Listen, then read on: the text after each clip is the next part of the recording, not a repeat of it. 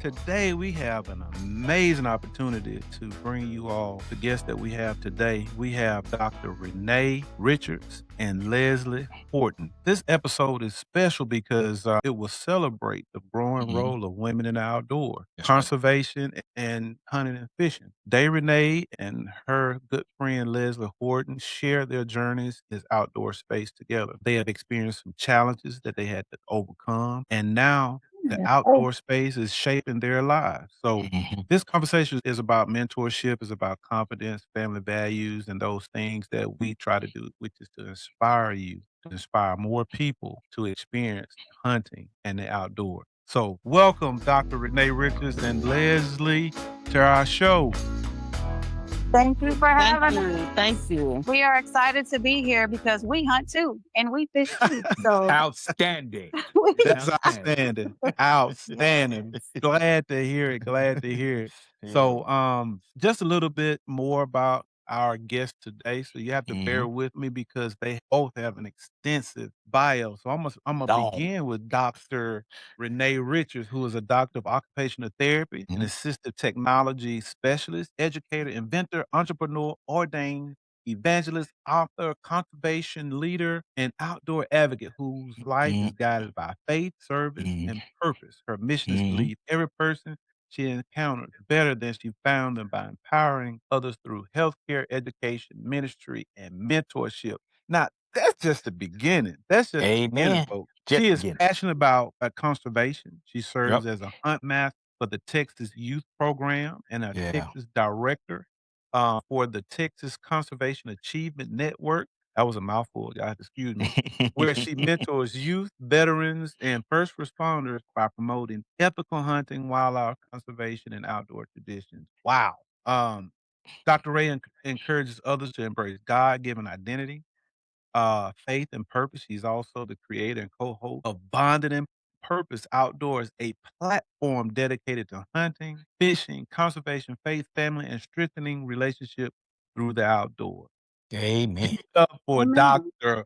Renee Richards. Thank you. Thank you. Thank you. Thank you. Leslie Horton, a That's right. native Texan with Louisiana roots, whose life is centered on faith, family, and service in the outdoors. A devoted mother of 4, a grandmother of 3. No, I don't believe that. I got to see some ID on that one, Lou. I got to see some ID on that one. Check out. Grandmother of 3. She has dedicated more than 26 years to serving students and families in special education while mentoring and encouraging others to their full potential. Now, Miss Horton is an avid hunter, Yes, she is. angler for more than a decade. She sees the outdoors as more than conservation. She is passionate about inspiring women and families to embrace confidence, healing, and life lessons that hunting, fishing, and nature provide. In addition to her work in education, she enjoys cooking, baking, working alongside others with a passion for fashion, fitness, travel, reading, celebrating her Louisiana heritage through music and culture. Wow. Committed to serving her community, she volunteers with the Urban Roots in Beaumont, Texas, supporting community gardening initiatives and programs that assist survivors of domestic violence, teen parents, and families in need. She believes in faith, service, and bringing together people are the foundations for creating a stronger community and leaving a lasting legacy. Give it up for Leslie. Come on. That's what I'm talking about. That's what I'm talking about. Again, ladies, welcome, welcome, welcome. Appreciate you being here. And we about to have a good time on today's show because these ladies going to bring some energy. Not only their energy, their Very spirit intelligent. and their intelligence and experience in the outdoors. So if I missed anything, Dr. Renee or Miss Horton, or is it okay to call you Daye? Or is it okay Daye to is call you fine. Leslie? Dr. Daye. Hey, Just Dr. 'cause you Daye prefer. has a good ring, but you can call me Daye. One thing that I say that you missed, I am a mother of 3 and I do have a grandson. That's like out of all of that list, my grandson. No, we is got top. to check IDs, Lou. Lou, you were supposed to vet these people. sorry. And you I'm didn't sorry. check no IDs. No, you gotta These check might be some IDs before you come up imposters, in man, here. because no way these 2 ladies are grandmothers. But it's That's a right. blessing. Yes. It's a beautiful That's thing. It's awesome. It's beautiful to see, but I just don't believe it. I don't believe right. it. I That's don't right. get what to say. But Keep up the anyway, good work, ladies. Keep it up. keep up the good work. What is it that we miss that you could tell us? Either one of them. Dave. Ah, that was a pretty extensive list. Yeah, I don't think you Yeah. missed anything. Okay. Yeah. We Okay. did our homework. We did. We tried to do our homework. So what does the outdoors mean to you? And Leslie, we can start with you. Well, for me, the outdoors, it means life. It means new beginnings, Yep. humble beginnings, Yep. Place of peace. Yes. You know, for me, I've always been fascinated with the outdoors. As a child, I was fascinated completely. And I had the opportunity, because I didn't have a family that hunt, but I had a family who they lived in a small town, and the homestead was nestled, you know, in the woods. And so as children, we played out there, Right. That's right. not knowing that, you know, we were playing in a trail, knowing we were playing on the game trails, and, you know, we're thinking that it's fun and fascinating. We might jump a deer or any of the wildlife, but all the while it was creating the path that I'm on now. So I'm truly honored, and I appreciate the heritage and the lineage, you know, my grandparents and great grandparents left. And so it allowed me to merge my love of the outdoors with something that I love to do, and that's hunt. That's good. So Now, it's a deeper connection. was that Louisiana or Texas? Louisiana. Louisiana. Small Texas. town, Lovelady, Texas. Yeah. Okay. Love Lady Texas. Okay. Mhm. Okay. Awesome. So Lovelady, Dave, Texas, yes. how would your family describe your passion? You know, or my the family would outdoors? say that I would treat the outdoors as a classroom, because it's a learning opportunity for everybody, even for me. Even when I'm out there teaching people, I'm learning from them. So, and that's one thing that I love about Leslie, because we learn from each other. We never try to make it seem like we know everything. And actually, us not knowing everything has allowed us to learn even more, That's because right. we don't have any competition. So the outdoors is a classroom. And so sometimes I'm out there and I learn by myself, like, what is that? Or what kind of animal was that? Or what was that Absolutely. sound? Or Absolutely. some of the things that Leslie was saying. I was also born in the country. So I was born in Port Lavaca, Texas. And my dad was in the military. So we traveled around. But where I was born at, I was around horses and wildlife. But because I was a girl, I was kind of sheltered from them teaching me about hunting and fishing. But my grandmother fished, but she still didn't teach it to me. But she taught me how to cook some of the fish. So I was still learning, but that was when I was younger. And then my dad was in the Army, so we traveled.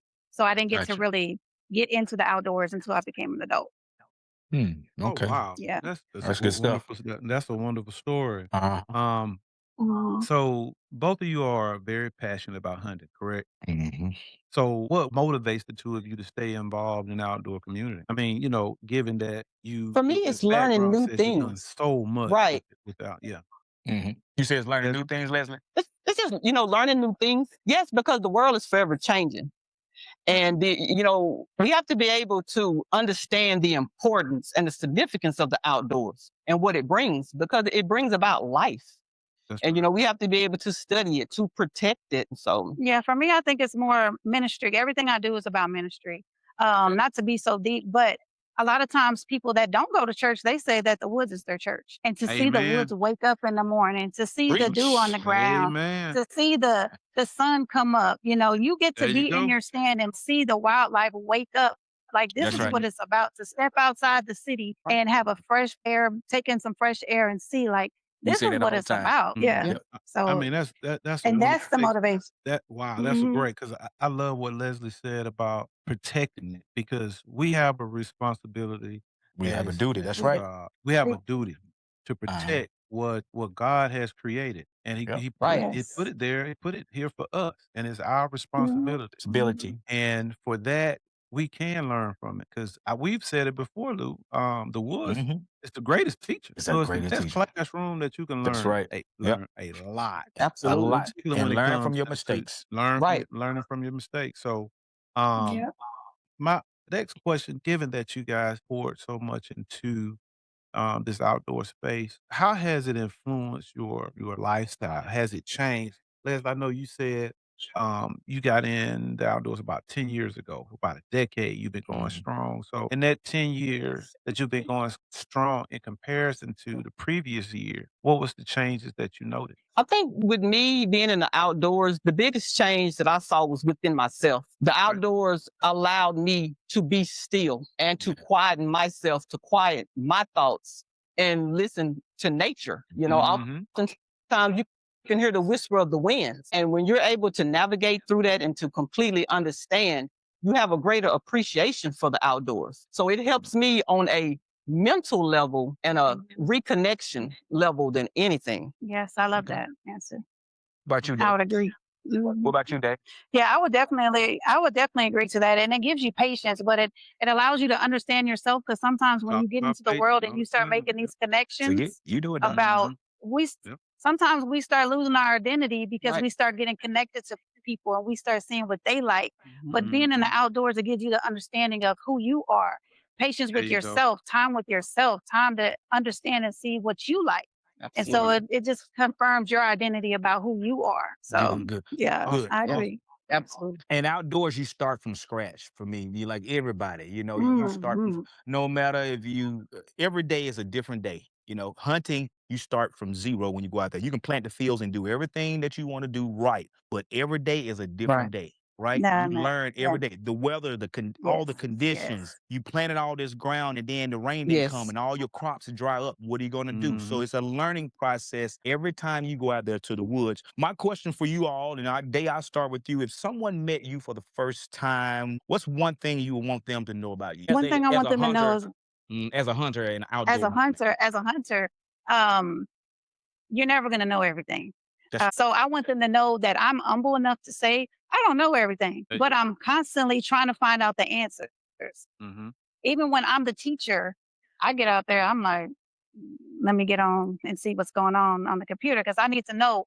So I want people to know when they see me that it's not about me. I'm a big student, and I'm about giving back. And so I'm really big about giving back. I'm at the point right now in my life I'm not looking for, and I've been in the outdoors for 8 years. So I'm not about going to get these big games, because for me that's part of it, but that's not all about. I'm not all about the big game, fishing, catching something. For me, it's more about what are we going to build for the next generation? What are we building for the legacy?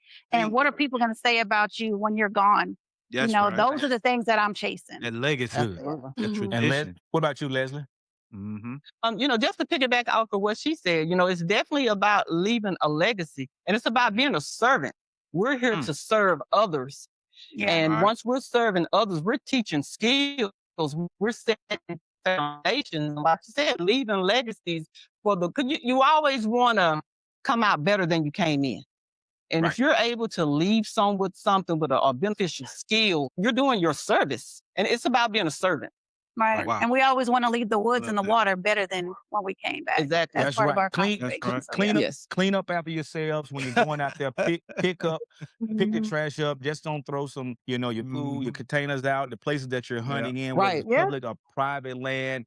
And all of us said patience. Everybody that we've been talking to that actually Same. starting to get into hunting, they're one of the first things they'll say is patience. And you have to learn that. Sometimes they can't be taught how to learn. You have to learn how to be patient in the woods. And going into the woods helps. Whatever you have going on that day is something that all of us look forward to. Ain't that right, Doc? We look That's forward right. to, and we get there. Yeah. That's a place of Yeah. peace. When you said Place of peace, peace. all four of us agree to that. That's a place Yeah. of peace Yeah. where, if you just put the Definitely. phone down, if you don't see anything, if you're out there just relaxing and I think Leslie said earlier, listen to the environment, listen to what's going on in the woods. You said that as well, Daye, as what's going on outdoors, just paying attention to it. And every hunter has a story, right? And every story starts somewhere. And your story is different. Daye's story is different, Leslie. And Doc's story is different from mine. But we all here together now to try Yeah. to talk about hunting and educating everybody. And if more of us get together and do this, how farther will we go? Right? Right. Wow. So, Look, yeah, man, Lou, I love Yeah. the way Absolutely. So true. you put that together, man. I tried to, I bro. love it. So as we Yeah. transition And to, go ahead. Go ahead. one thing that Lou was saying is that we come together. So that's what we do. We don't overstep each other, but we try to come together, and we do come together. Right. And when you're on a level that we're on mentally, we're not on this low level where we have to step on each other to get up there. Because once you get to a certain level in life, a certain mentality in life, we don't even associate with those people, because you're not going to bring us down, because we're going up. And so we don't tear each other down. Because there's people out there, their whole being is to try to bring you down because they don't want to see you up because they're not up. Or if they feel you have one thing better than them, So true. they're going to tear you down. They're going to find somebody to say, hey, man. Hey, man. We know. Man, so-and-so ain't doing this. So-and-so ain't that. They ain't doing this. This ain't about that life. Experience. We know. Yeah, you talking from experience. But those are that's just what the bonded realities. Yeah, those are just the realities so of being in this space. Yeah. So bonded in purpose is about building from whatever that's foundation that you come from whatever beginning. If you're an avid hunter, we'd love to have you come show us some things. We don't have no kind of we're not looking at you at a certain way. We don't have no prejudice. We're not We doing learn none from of each that other. stuff. We're building. Right. We're building over here. We all can learn from different traits, styles, how you going in the woods, how you enter the woods, how you exit the woods, right? We can all learn. No, if there's a perfect hunter, show me. If there's someone that has mastered hunting that to the skill level that they can fool the whitetail or any animal, that game that they're chasing outdoors every time, show me that hunter.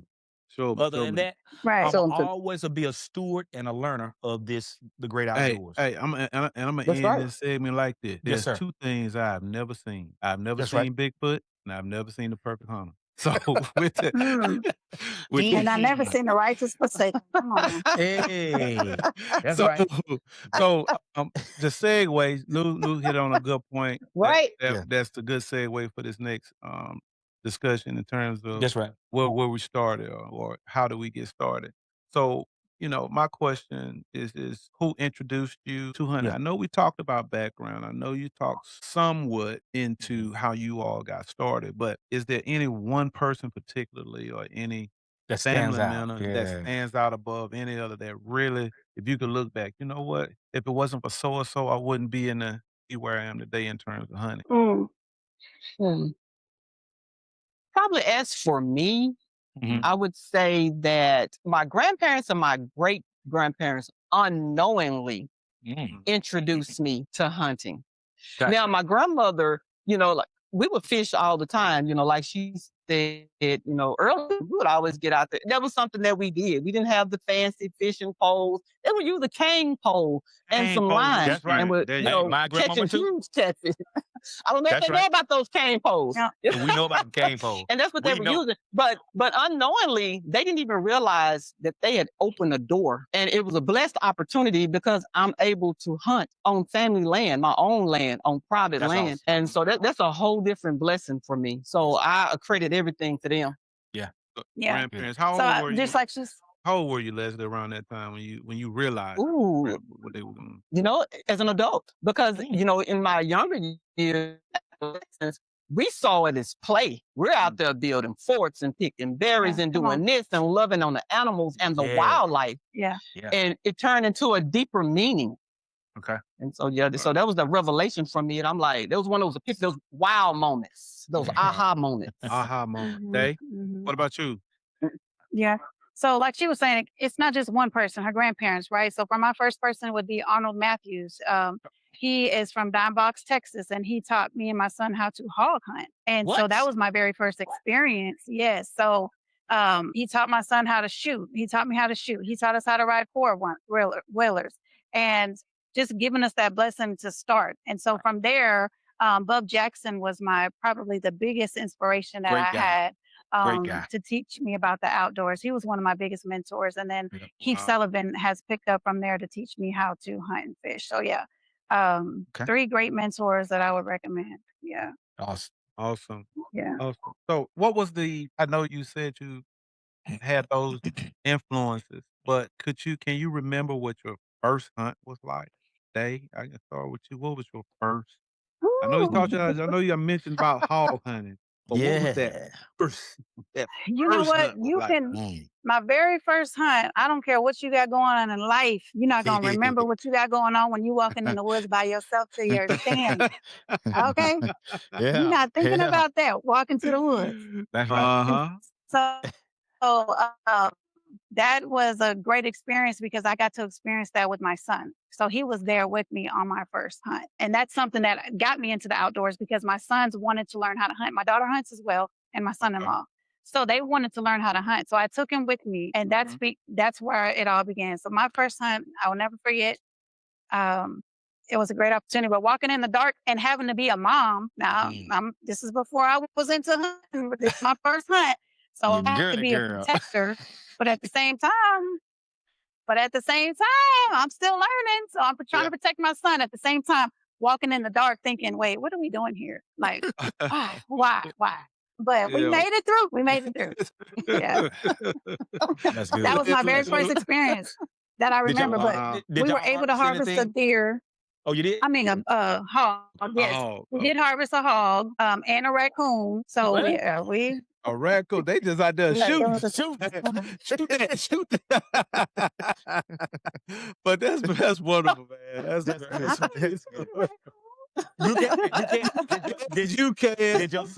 Did your son want to come back after that first experience? You know, he was like a professional. He didn't cry or do any of that. He was out there for a purpose.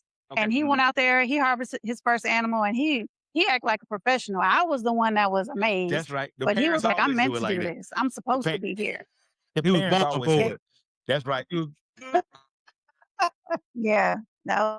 What about you, Leslie? What was your first experience like? Oh, my experience. Well, two first experience, I want to say. Louisiana, I killed my first doe there. Okay. And I think I don't know, that sunrise, when you're out in the morning and you're in those twilight hours, and when you see the sun come up and bullets are awakening, it's wow. Yes. And then when you're sitting there watching, like you say, you have to have patience. And when you're just sitting there watching and listening to everything, and when you see that doe walk out, you know, that adrenaline rush, and I'm like, you know, I'm like, okay. And that was one of the greatest feelings. And I did get a harvest. You know, after I had to get my nerves together, I made a clean. I was super excited. You know, and after, you know, my experience was, you know, my first kill, you know, of a hog, my crossbow. Now, that was one of the most memorable experiences for me. Yeah. That's good. You started with a deer, and I started with a hog. But really, she's a hog hunter and I'm a deer hunter. So we hunt both, but that's more of our passion. That's good. Right. Good. Oh, yeah. Right. Oh, yeah, absolutely. Have any of y'all shot any javelinas out there in Texas? When you're in Louisiana, we got a javelina. My son, my baby shot that one. Okay. But yeah, we got a lot of hogs. So we are old man with hogs here in Texas. But you know, the javelina smells worse than a hog cleaning. So I would rather see the hogs. I was asking her when she was in Louisiana, because I hunted Louisiana before in a tree. And so when you talk about the sun being different there, and we were in the swamp, so it's a lot of water there over here in Texas. I knew that, and the sun is different. And so that's the thing about love with the states, is that you never get the same experience like we were talking about. The sun looks different, the wind's different, and so the weather is different. Absolutely. And so that's a great thing to be in the outdoors. It is anytime. So yeah, Leslie, I want to know what advice you'll give a new hunter. Well, they're not even a hunter. I can't even classify them as a hunter. A beginner, someone that's interested in going outdoors and starting the activity of picking up a weapon. What advice would you give them? Where to begin? You know, that innocent First of all, person. it begins with yourself. Right. Okay. It begins with you. Okay. You know, you have to want it, and you can't be afraid of it. Because one thing about life is a learning experience. You know, I learned more through failure than success. Yeah. Okay. And I was more proud of myself with failure than I was. Because, you know, and you also have to let them know you're not going to always make that shot. You're not going to always get that kill. But you have to have that confidence So I feel like, anyone that's new to it, have that confidence, build from that. If it's something that you are hungry for, it's time to eat. Let's go get it. Let's get And so pursue it. I would tell them, let's go, pursue it. Let's say if you don't grind, you don't shine. If you don't kill, you don't eat. That's right. That's right. Come on now. What you say about that, Dr. Daye? Yeah, Daye, what you say about that? I'm gonna say after the confidence, we definitely need to go over gun safety. And so in Texas, you have to have your hunter's license, you have to have your hunter safety course. We're definitely going into those things. I take a lot of hunters out every year, and some of them are 9 years old, from 9 to 17, and part of the Texas Hunting Youth Program. So we take them out, we teach them how to shoot their gun, let them be comfortable with their tool, right? Because this is a tool. And so we teach them that you can't always make the bullseye. Now, my 10-year-old, he's 11 now. He just turned 11. He hits that bullseye every time. I ain't teach him that, but I would like to take the credit for it. But so we had to let them know. Right. So I don't even let my son shoot before the rest of the shooters, because I don't want them to think that you're going to get it like that, because it's just in his blood, It's a gift. It's a gift. I'm just playing. No, he has actually a better shot than I do. He does. But we teach them about gun safety. And so they're not scared of these tools, right? Because we don't want them to get out there and start fumbling around. Right. You need to know exactly how it works. That way you're focused on your harvest and not getting, set up and getting comfortable, which you will do when you get in your stand, but you don't want to be nervous about the tool that you're holding. So getting comfortable with your tool, learning your tool, because everybody has a different weapon, right? So just getting them comfortable and safety. That's the main thing. Now that want to go in safe and come out safe. That safety class that is taught in Texas, is there a cost for young? So for the new hunters that want to start in Texas, what's the cost? Or is there a cost? Where do they go to take to learn? It is a cost. Do you know it? If you don't, then tell them where they can go to find that. Yeah, it's probably like about $20 or so. It's not that much, but you can, so it depends on what your age is. So if you're 9 and you're starting off, you go to a class. It's a day class, all day class, and you learn there about the gun, the parts of the gun, different animals. You learn about how to hold, how to actually go shoot the gun. So this class, is needed. You can't hunt without it. So, but if even adults need it, everybody needs it. You can't hunt without it. So but if you're an adult, you can take it online. So we're taking out a lot of women this year. If you don't want to go into a class, we recommend that you do go in person. You can always take it online. Right. So Okay. Good deal. Well, awesome. Lou covered the hunting stuff, right? We did agree that we both hunt and fish. You all said that you did that, right? So, what about fishing? We talked about who introduced you into hunting. Well, who introduced you all into fishing? Or was fishing a big part of the lifestyle growing up? I'll answer first this time. Bub Jackson taught me about fishing too. Okay. It was a very extensive training when I was with him. In the morning, we got up early, we hunted. We didn't really sleep. We took naps. Because the time that I was with him, like, he gave me so much information. So to the point where in the morning we get up, we hunt, we'll go take a nap. Lunchtime, we're fishing. And so we're on a boat. We're going from the woods to on the boat. That's what I'm talking about. On the From woods to water. Go ahead. That's wood to water. And then we took a nap. Yeah. And then at nighttime, we're fishing again. We're hunting again, like right before the sun. So we did a lot of stuff. And then all night long, I don't know where he got the energy to get up, because I got up, but all night long, he would teach me about this is how this is. This is what we're looking for. These are the scrapes. This is the dew print. This is how like anything that you could possibly think of, he was teaching me. So the time that I spent with him, it was like 10 years worth of information condensed into the time that we had together.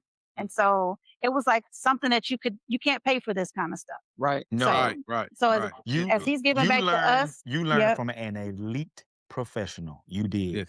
Hey, salute to you. Yeah. You did. Yeah. And so he gave legacy, right? Because it's later part of his, With me, it was more of a family thing, because it was something that we do. It was a hobby. It was a love for it. And, they had us convinced, our entire lives, don't be out there talking while you're fishing. You got to be quiet, because the fish can hear you. You got to be quiet on the creek. And so, but it turned into a love. It turned into a love, and just to be able to, to bond with your elders. That's right. And for them to be able, it was a bonding moment, and to be able to pass that down, because my children, they love to fish. They'll get out there. My kids, they enjoy it. and they know the peace behind it. And they also know it's a meal coming behind it. And it's a learning experience. It's an engaging experience. And Yeah. it's just woven together, you know, just Yeah. so. Do you all remember the first fish you caught ever? Yeah. Mine was it was a blue catfish. Blue cat. I remember the first fish. Yeah, mine was a bass, and I picked up his fishing pole, and for some reason, I think he must have been left-handed because when I was bringing it in, I wasn't trying to fish. I was trying to bring it in to put the pole down. So it was a little awkward because even though I kind of fish backwards, I reel it in with my right, but my son said I'm doing it wrong. So I'm bringing it in, and a fish gonna bite it at the wrong time. Now we're filming this, right? And so I had to look like I was professional. So I'm bringing it in. True, I think he was mad at me because at the time I'm learning as I'm fishing, right? And so I'm reeling it all the way to the last eye. And he's like, don't break my pole. It was a success. We got the fish on the boat, and it was the biggest bass still to this day that I've caught. And and it was on an accident. Look at God. Look at God. So is that the thing? Is that the thing that keeps you going back? You know, trying to relive or refeel that feeling, or experience that feeling again. That the very first time you caught a bass. I think what keeps me going back too is seeing somebody else catch their first fish, seeing somebody else catch like that. Their gratitude and their happiness gives me gratitude and happiness. Like because I'm replaying what my first. Hear what you're saying, Lou. And I'm teaching him like this is it'll keep you coming back. You could spend an hour on the water, right? Yeah. And not catch nothing. But when you get that first one, that satisfies that whole hour that you didn't catch. And it does. Yeah. That's right. Yeah. We had a conversation with a gentleman not too long ago. Mm-hmm. And he talked about what's being lost, that time spent together, that time spent with your grandmother or your elders, that community, the aspect is being lost on our youth. Do you agree with that? Or no? Absolutely. Leslie, you have any insight on that? Yes, I totally agree because oftentimes it is lost with the way the world is changing now. And I don't want to try to throw everything towards social media or electronics, but just being a parent or a grandparent and being in the education field, the kids are wired differently. They're geared differently. It's so easy to go pick up a device when it's so easy for us to pick up a weapon and let's go outside. But it's up to us to get those kids back integrated into the outdoors. Teach them there's more to life than being on a device, being on social media. Let's get outside, feel the wind upon your skin. Yeah, feel the wind upon. And so it's up to us. I can feel we have to be that village for them. That's right. Yeah.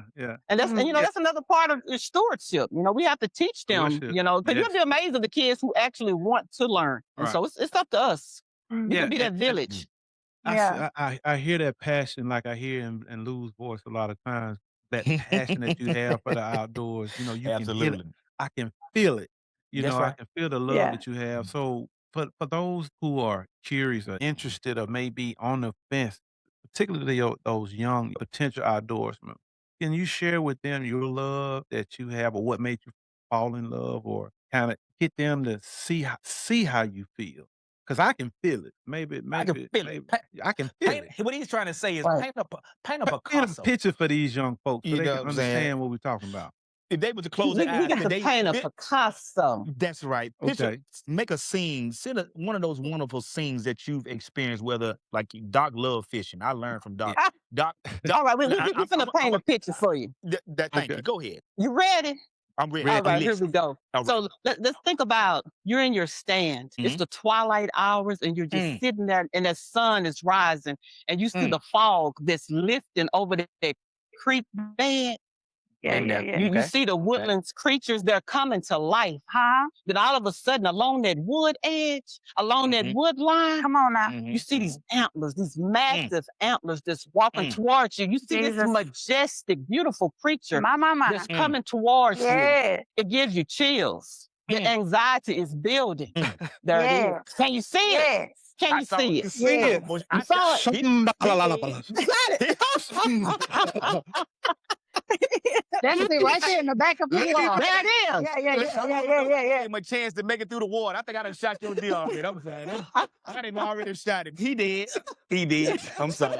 I'm supposed to let you shot the deer. I'm sorry. I didn't shot him. I didn't even get the type of shot. I'm sorry. Not Trigger happy. hunting. Took the shot. Yeah. I'm sorry. Come on now. I was Talking about I was ethical trigger hunting. happy. I was trigger happy. Yeah. I was trigger. Something happened. Something happened between my mind and my trigger finger. Lord. And I'm sorry. Go ahead. Okay. Go ahead. Yeah. They give me some day. I won't. I promise you I won't shoot this time. I promise I'm gonna hold back. I ain't gonna shoot this. I promise you I ain't gonna shoot this. Go ahead. Give me a picture. I'm ready. Go ahead. Okay, my picture is Yeah. you're walking to your stand in the dark All right. I'm good. by yourself. This Oh, is a bear hunt now. This is a bear hunt. Okay. Because you used to deer, so this is a bear hunt, so you won't I shoot said, my hold on. bear. All right. Yeah. You're walking, right? You're Okay. walking to your stand. You hear in the woods, something is there. Oh, You can Lord. hear it. You can hear them whispering. They whispering to each other. They not whispering to you. So you trying to get to your stand as fast as you can get there. You get to your stand and you see paw prints all over your stand. Oh, Lord. This is a real experience right here. No, this is a serious hunt that I went to. You Oh, see Lord. the paw prints all over your stand, I but was you still get in in the your truck. stand and now you're safe. You're safe in your stand. It's pitch black dark. All you can hear is things walking around, the leaves crunching, Lord. and you see the sun start coming up. Now you can also hear your heart beating now. I know. It's beating Yep, in the truck. because where I went, it's not like the stands down here in Texas. Up there in North Carolina, Virginia, the stand was on the ground, and so the bear they didn't have windows; it was open. Yeah. So you see the sun coming up, and you begin to see the whole woods wake up, right? And you begin to see. Well, first of all, your eyes play tricks on you. You think that's something, and then you realize that no, the light's coming up more, and that's a bush. That ain't what a twig. Yeah, that's a twig. That ain't it. I can relate Yeah, I to ain't that. never had that, right? I can relate to that. So Truly. then you see a real bear come, and this is it. I'm not seeing bear in Texas, so this is it. So you take your shot. You see the bear fall, right? You relax. You sit down, and you're just like, "Thank you, Lord." I am not. And then Go ahead. 15 minutes later, you see the bear get in the adrenaline rush and run. Oh, no. Take it over, man. Everything. This is for real. So then you begin to have all these different emotions. Like there goes what? my bear, Yeah.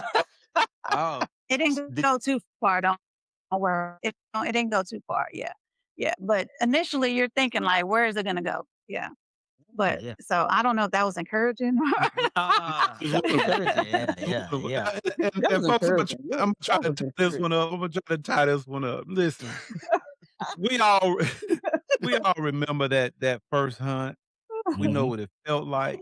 We know what it smelled like. That's right. We knew what it was that kept us coming back. We knew what it was that gave us that adrenaline rush, and see if I can feel that way again, whether that was catching that first fish or taking that first harvest. That's what the outdoors is about. It's about giving you an opportunity to experience those things. And if you are interested or have that question in the back of your mind, can you do it? Well, the answer to that is a resounding yes, because the ladies that we have before you today has answered that question for you with their story, with their experiences. If they can do it, you can do it. You can do it. So That's right. just remember that you will find your peace. You'll find your quiet place to kind of regain your sense of identity and build upon that thing that you call faith. All right. That's right.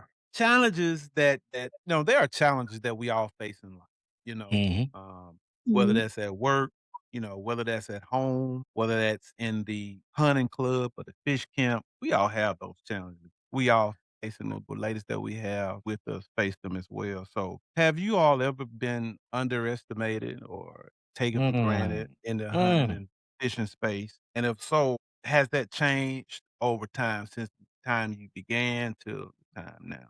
That's a good question, Doc. Real good question. Yeah. I've never had those challenges. You never had I'm those just playing. I'm just playing. Look, you never had those challenges. As a woman, you're gonna have those challenges. Absolutely. Yeah, you're having those challenges because for one, people see the harvest that you got, that you received, that you went out and actually worked hard for, And then they say, you didn't kill that. What kind of man was behind there that helped you drag that out or helped you kill it?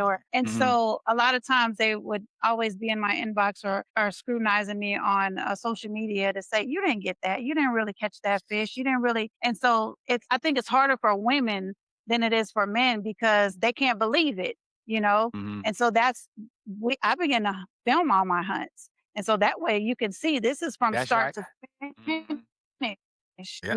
And it has begun to be easier, but I think that you also need to have that support system too.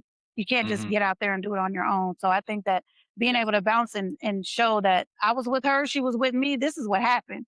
But even so, we shouldn't have to prove ourselves like that. No, we shouldn't have to. Yeah. Because now, and I love the fact that we're seeing more women that's coming into this predominantly male sport. We're here to stay. Right. We are here to stay. Challenge. We are here to stay.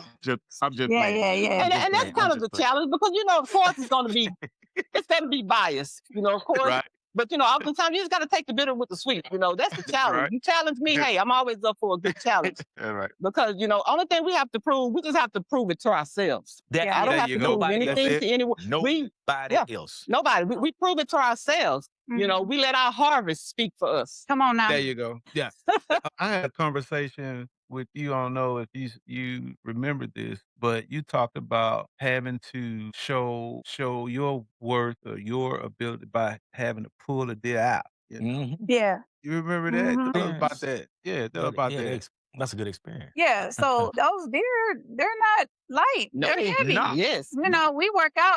Sometimes I walk up into 8 miles a day. Right. Okay. And so on a daily basis, I at least do 6 miles, sometimes 8 miles that I work out to get in preparation for where we're going to hunt at. Right. And so those deer are heavy. You might have to have some certain little devices, but at first I was just pulling them by the antlers. And so I would take a break and film and try to pull again, but they want to see that you can actually pull this deer because they're not light. I mean, they're dead weight. And they are. Yes. So, I mean, that's exactly what they are. And so the deer that we're harvesting, they're not small, So, I mean, we've harvested some small ones, but I'm going to hype us up if ain't nobody else can do it. You know what I'm saying? I'm going to hype us up. But yeah, they want to see, can you pull this deer out? Or the hogs. Yeah, those or the hogs. Pulling those hogs. So. Yeah. You can share when it comes to the knowledge, about making sure that you're taking care of your health and your physical, because it's physical out there. It's not easy. Look, we make it look easy. I'm just playing over it all. But, and that's a part of it, staying on it, you do. You do.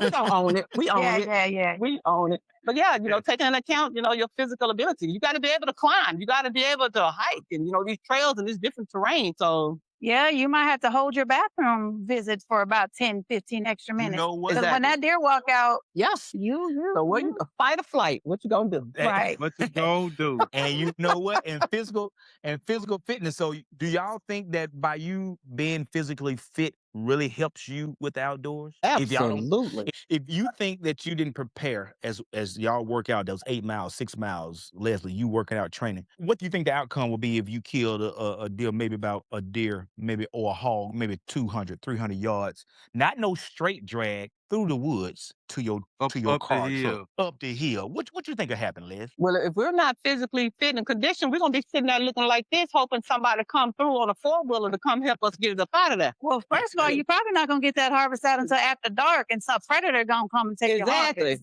So now we up for another fight. Yeah. We'll kill that predator. We're not gonna let the predator take the, Right. But that'll make good film right there. Yeah, with that, Lou brings up an interesting point, but the question that will follow that, what misconceptions do people have about women in the outdoor then? What are those big misconceptions that you guys can kind of put to rest right here? Here's your opportunity. Because we're late. Okay. Because we are women, because we are ladies in the outdoors, I guess we're supposed to be dainty and we are though. And we are. We're still cute. We're still wearing the nails and we're still looking nice. We got these nails done. Too. Yeah. So don't make me tell you about those lashes. These not real nails. But we get dirty. No, I think dirty. No, we gonna field dress. We gonna field dress with these nails. I think one of the conceptions that we have is you can't be cute in the outdoor. Or we're tomboys and stuff like Right. that. But we're ladies. I'm scared of bugs. She's scared of snakes. I'm definitely scared of snakes. So listen, ladies, if you want to get in the outdoors and you're scared of bugs, there is a way. There is a There way. is a way. There is a way. You scared of snakes? Don't worry. We're scared of snakes too. There is a We way. are women. Okay. Do But you have any? I think a lot of the ladies. Yeah. Okay. All right. What you got, Lou? I'm sorry. Yeah, and I was just thinking, I'm glad y'all was outdoors. My thing is, you already asked the question, have you ever had to prove, yourself to out there and outdoors? So that kind of like was my question, because being a woman and a woman of color, that's a whole different, ball game that we can go into. And I'm glad with having the opportunity to interview you two, and just to know it don't matter how many years that you all have been in the woods. It seems like y'all know what you're doing, but we all are constantly learning the game. What do you hope people focus on first? Your skills and passion, or simply the fact that you're a woman hunter? For me, it's going to be the skills and the passion. All right. There you go. Because oftentimes you got to take yourself out the equation, because it's a bigger picture. Okay. Yeah. And let's focus on those skills. Let's focus on that passion. Then you can look at the fact that you got some ladies that's out there hunting. Yeah, because when we look at even being a teacher, they're not focused, is it a male teacher, a woman teacher? They're not focused, is this a male doctor, a woman doctor, when your life is on the line, right? So I think some of the time we need to focus on not the outcome of if it's a woman or a man, but what skills, because we're talking about skills, we're talking about gifts, we're talking about hard work, dedication, all the things that come with it. And actually, then when you look at it as a woman, we got to get up before y'all get up. That's right. We got to prepare more before y'all prepare. Even if we're taking the children, we got to get up and prepare their stuff, then our stuff, and y'all are probably still sleeping. So we're doing all of the stuff. Don't do that. I'm saying we're doing a lot of stuff as women. We're doing a lot of stuff as women that we do. A lot of people don't think about behind the scenes. Respect. Yeah. Mad respect. So absolutely. I'm gonna try to tie this one up as best I can, folks. Y'all heard it. Y'all heard it for yourself. That's right. And when it comes to the outdoors, first thing, whether you a man, whether you a woman, doesn't matter. It's all about respect. You respect that woman for her skill first, dog. That's right. You respect that woman because she got that. She put the arrow through that hole. She put Man or woman, that that's it. study through that shoulder of that deer. Man, respect the game. Respect the game. It doesn't matter. It doesn't matter. Respect the passion because their passion is just as high as yours. That's right. Just because we're men, they're late, it doesn't matter. That kind of feeling is still the same. From the first fish I caught, I can guarantee you Leslie felt the same way when she caught that blue catfish. I can tell you, Dr. Daye felt the same way when she took that first deal, the same way Lou felt when he took his. Absolutely. So the passion is the same. So preparation, the preparation is there. You guys had to put in the work in order to be successful in the field. So that's the word we try to preach, the work we try to tell our viewers. Prepare yourself. Put that physical fitness ahead of some things. Go ahead and run those extra miles. Do that extra rep. Get yourself physically fit in order to pull that 200-pound hog or that 220-pound deer out without asking for assistance, without looking for anybody to come help you. Because you have the passion and dedication that you can do it yourself. That's and lastly, So true. we all have that passion. And we are part of this outdoor space. We have the same feeling. We like to see that sunrise. We like to see that fog on the creek.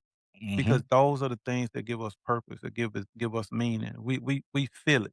We feel That's that right. wind on our skin. So, folks, if you don't take anything, take that. Take that. That's it. So Lou, if you don't mind, let's take them through, talk to them about their memories, man. What kind of favorite memories they got? Well, I'd like to know, tell us about your most memorable hunt. I know we asked you to illustrate one of the, okay, I go to Dr. Daye, but I know I asked y'all to paint a picture like a Picasso, but that most memorable, because some of them stand out better than others, and y'all harvest more than, 5, 10 animals. So, but there's one that brings back great memories from, that give you that women, like I say, I use this word all the time, that dopamine that's so strong, it's just like, it's a release. Give me that. Which one, Daye? For me, I was hunting at a new place on our private land, and I was hunting with my daughter and her husband. I invited them to come along, and this was one of their first hunts, but their Mhm. first harvest.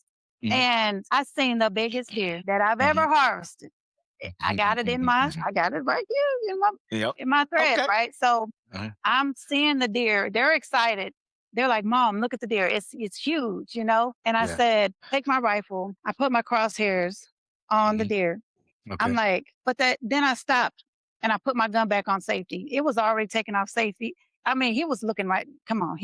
I could have got him now. So, but I heard the excitement in my children. And Mhm. so I put my gun down and I started thinking I would be excited to take this deer, but it would be more exciting if they took this deer for their first time.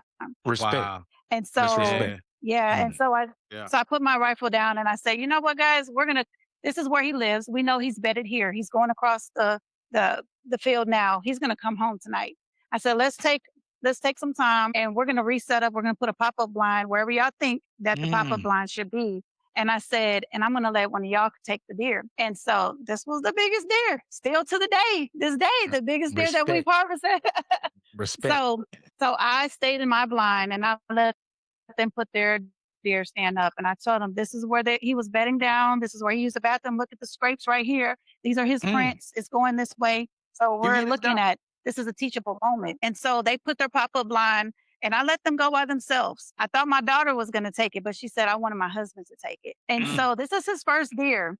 And it was getting dark and I was like, I guess he's not going to come home. So I already packed up. I was ready at my truck. I was going to drive around and pick them back up. And then I hear the sound. And when you're a hunter, you know when something hits. You know that sound. Oh, wait a minute. And so for me, I was just like, yeah, that hit. And so when I went around and I seen the excitement on his face, the love on her face, like this was more exciting than I would have ever been able to get. So I think that was, like I said, the excitement and the gratitude that they had that I was able to give them, that just tops it off for me. Like that tops it off.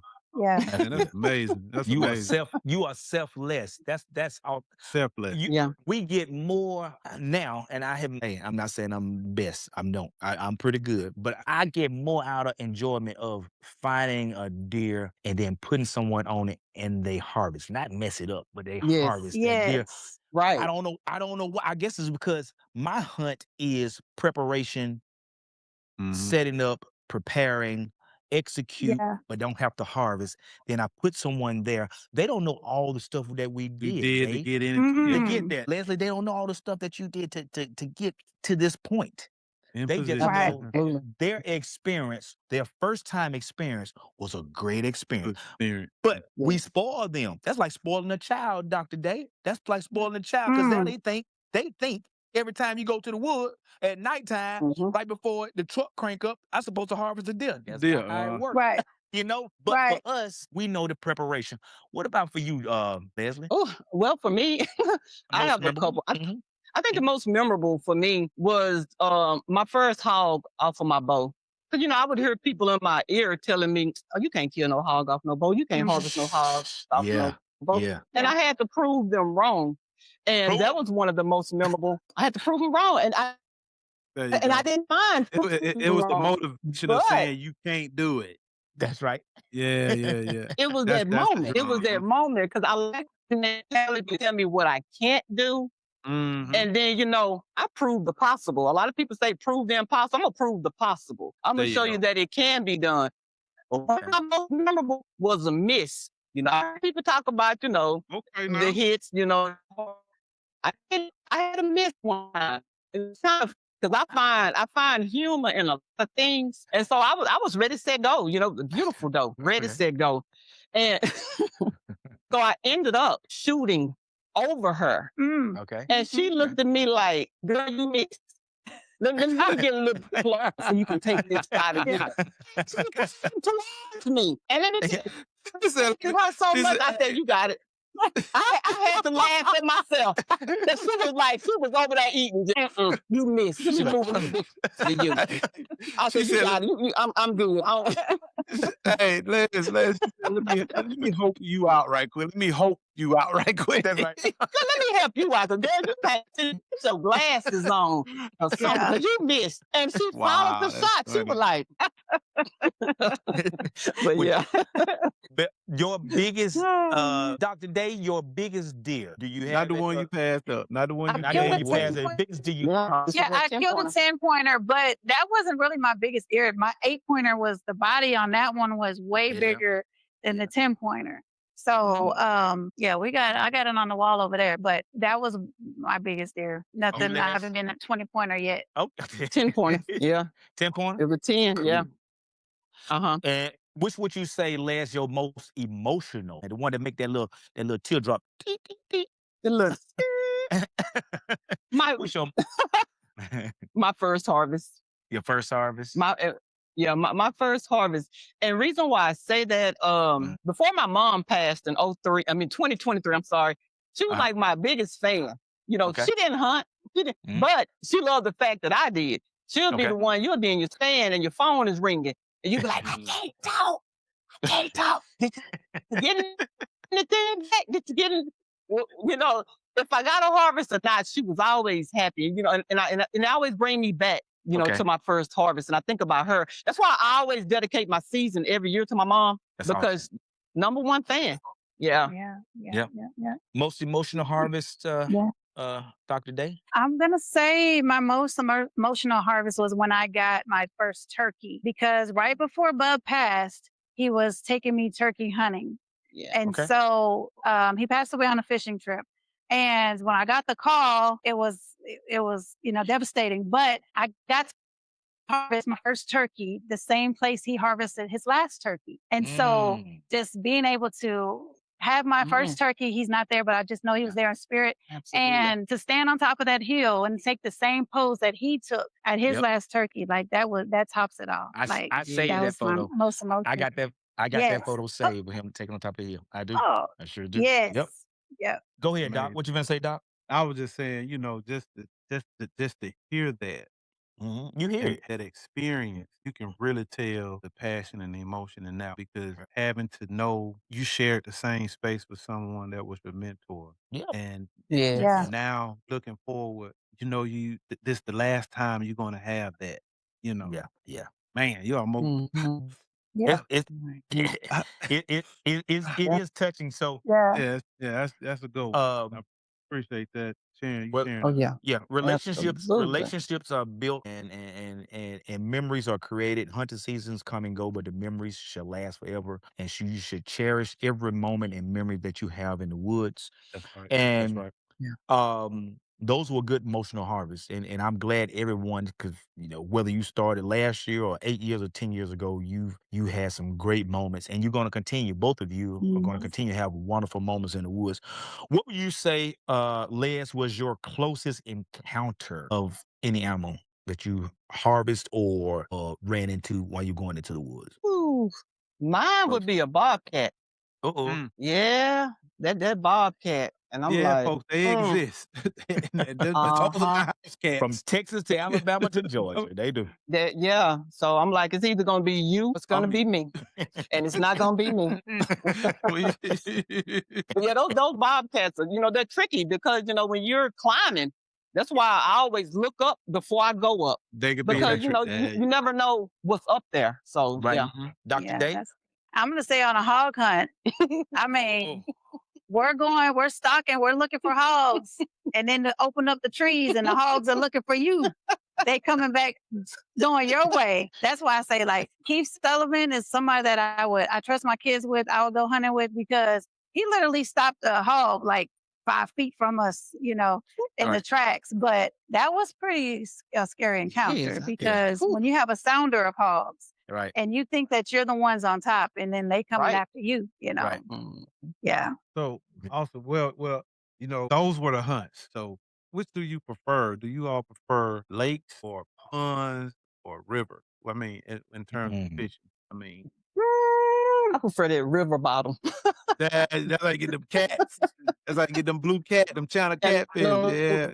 God. I definitely like the freshwater. I mean, I went with Ronnie Green fishing, right, on a fishing story. and that was saltwater, but I prefer freshwater. Yeah, Okay. I definitely. It's something about that bass fishing that, yeah, that's my favorite. Okay. Yeah. So you prefer fresh water over salt water, but down there in Texas, well, you guys don't pretty far from the coast, so Yeah, we are. We're pretty far in. Yeah. I mean, I'll go saltwater fishing. I'll go anywhere, but I prefer freshwater Fresh fishing. water any day. well, as we move on to our next topic, ladies and gentlemen, sometimes hunts they start with the best intentions in mind. That's right. When you go fishing, you start with the best intentions of bringing home a line of fish. But a lot of times those hunts go without a tag.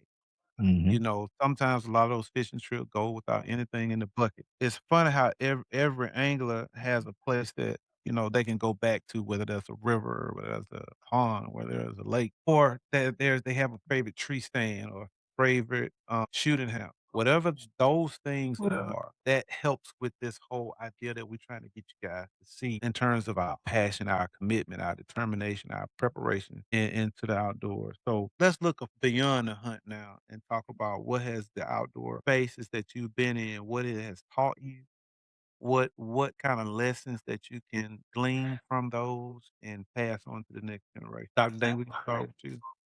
Yeah. So one of the things is that not only just teaching the people how to harvest, teaching the kids, and I do adults too, but actually taking it home and cleaning it and respecting the animal, conserving. You don't want to kill everything that you see. You want to make sure that there's something there for next time. But taking it home, cleaning it, field dressing it, and being able to cook it and put it on the table, because now you have personally created a meal for your family. From So, the and that's field what to the it's all about. kitchen. Sit around the table and you're eating something that you You actually harvest. harvest. It makes a Yeah. big difference. It does. Yes, Yeah. yes, From the yeah. field to the kitchen. That's it. That's it. Yeah. And we Leslie? clean our own animals. Yep. Absolutely. There you go. Just to piggyback off of that.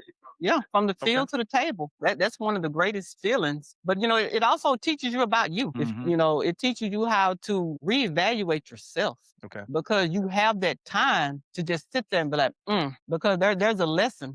Just being out in the woods and the outdoors, it's an open field, it's an open world, and you're definitely learning. And I learned so much about myself.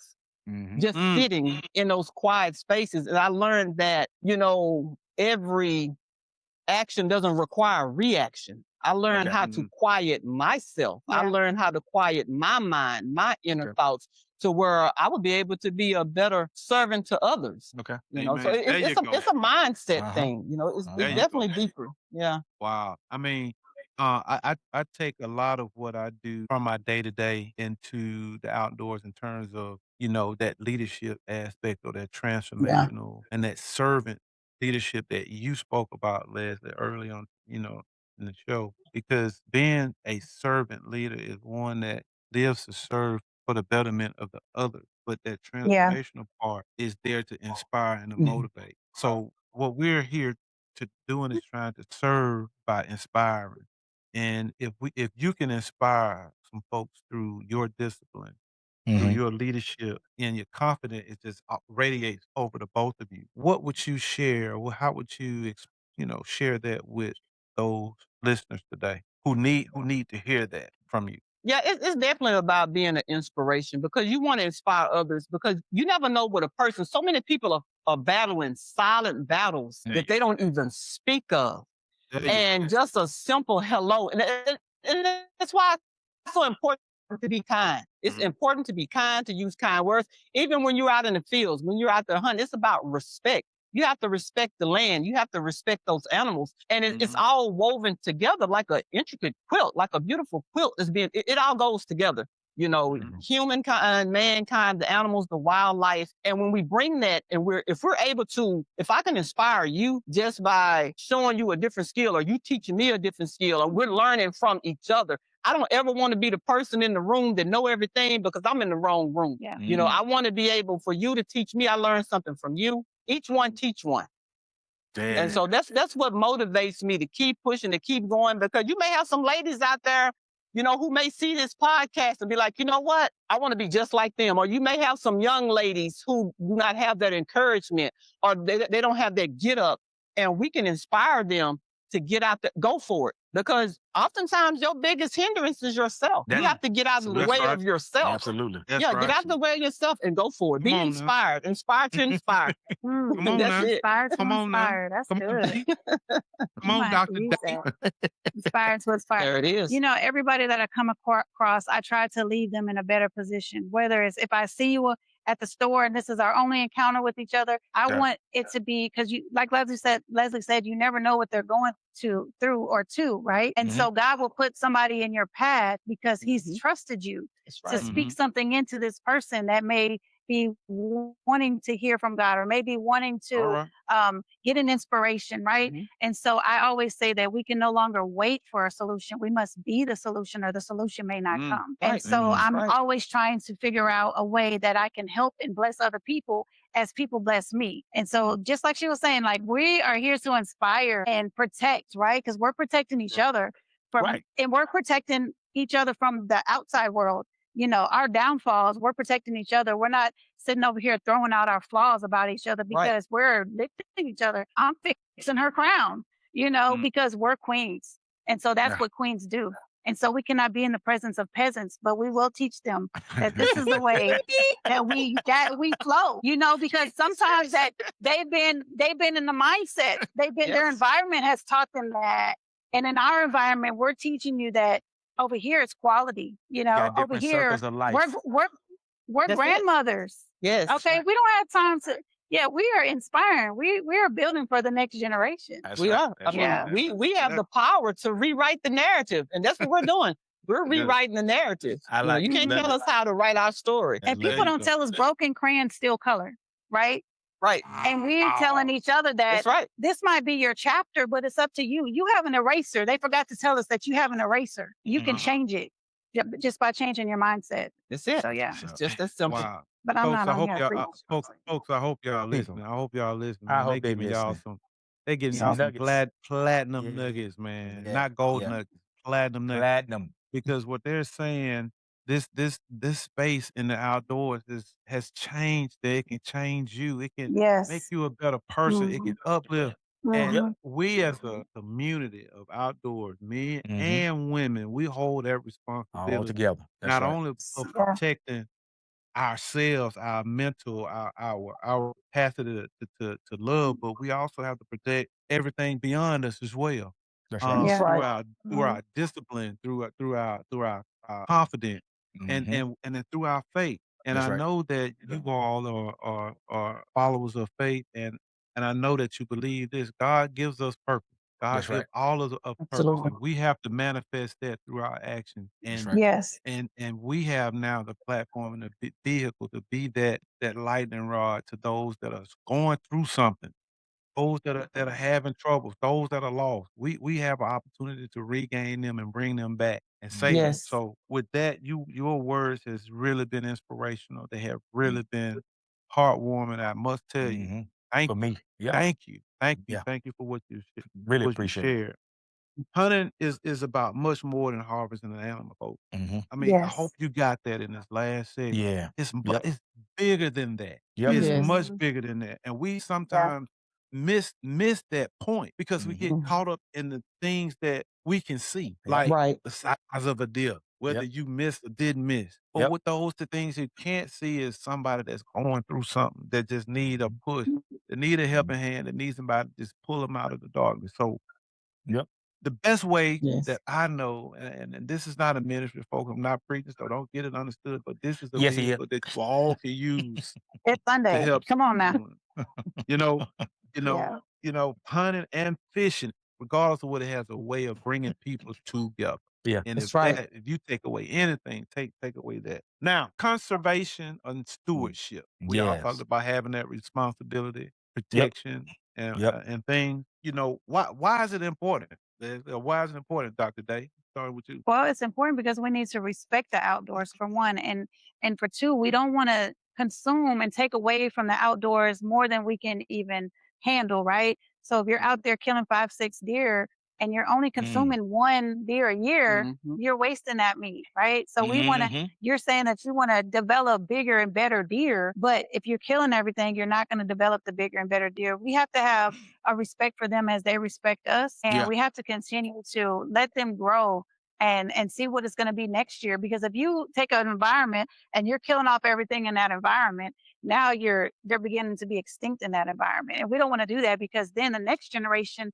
they don't have anything to harvest. And so we give and we take, and we give and we take, but we need to be giving more than we take. So the conservation has to be there. It's you can't be an outdoorsman, a good outdoorsman, an ethical outdoorsman, if you are not providing something for the harvest, for the game and their families. So yeah, that's absolutely right. And and it's not just about the scientists or the game wardens. We all play a role when it comes to conservation. There you go. We all play that role when it comes to population control, when it comes to, like we're overran with these hogs. I mean, they are everywhere. You have to think about, it's an epidemic disease. almost. Yeah, it's an epidemic. It is. Yeah. You have to think about, diseases, disease control. You have to think about their habitats, because so many of these animals are being pushed out of their habitats, because now these small towns in the country, we're more modern. We're those little miniature suburbs and cities. So you're pushing them out. Yeah. Okay. And, we do not want these animals to become, extinct. It's all about the circle of life. And it's up to us to help protect. And, it's little things that we can do to help.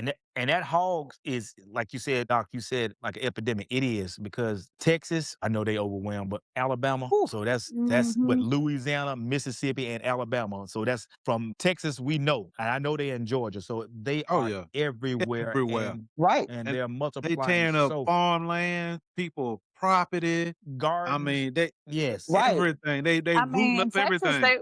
And everybody eating people in Texas. We had a lady on the news that elderly lady. They're in the suburbs. Yes, absolutely. Oh my God. What do you think we can do to reduce that, or to put a dent in their population? Any one of you all have an idea? I feel like control hunts. Sometimes you have to let nature take its course, with natural predators.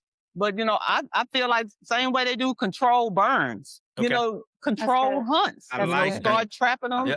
Wow. I like that. That would be a start. Yeah, that's good. How important is ethical hunting? It's very important, extremely important. And when you start going beyond being ethical, you start actually increase the danger of the hunt, because now you're doing stuff.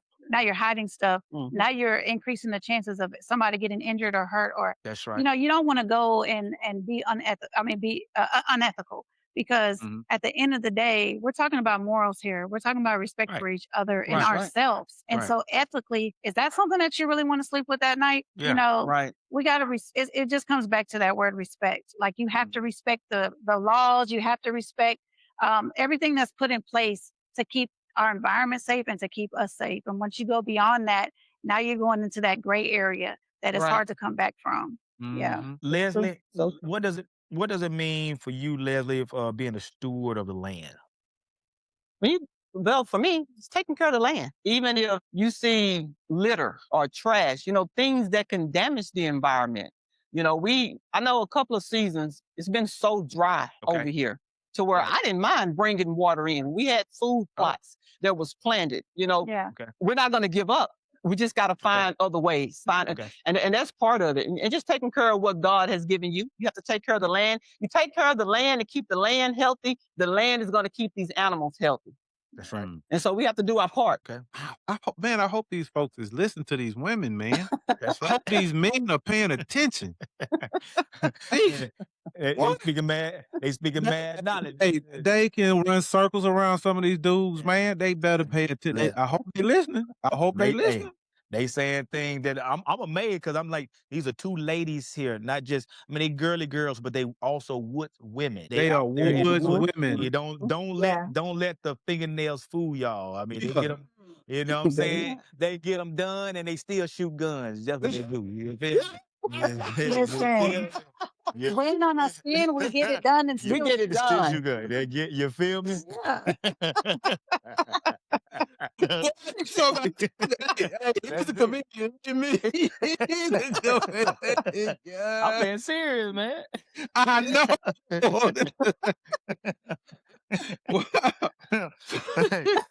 Go ahead, man.